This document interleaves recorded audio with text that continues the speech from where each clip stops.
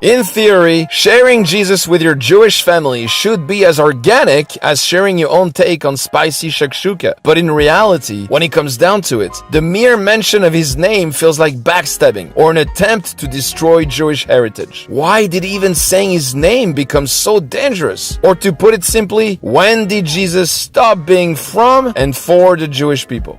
Jesus was Jewish, and that's no scoop. He was born Jewish, went to synagogues, celebrated the high holidays, wore the tzitzit, knew his Tanakh like the back of his hand, and ate matzah at Pesach. Then, he didn't stop loving his neighbor on Shabbat. But who can really blame him for that? Sure, the end of his life dying on a cross doesn't look too Jewish through today's eyes. But it's not as though he chose his method of execution. So what's the issue? I mean, if you wanted to blame someone for 2,000 years of pain and suffering inflicted on God's chosen people, I mean the Jewish people, twisted human nature would be a better place to start, don't you think? The hatred that nailed Jesus to the cross is the same hatred found in anti-Semitism today. So why in the end has Jesus become a curse word? After all, neither Buddha nor Muhammad have received such scorn. What has he done to deserve this? After all, he came in the name of love, gave his life to you so that you could find true shalom with God, and defeated death once and for all. Yes, you heard me right.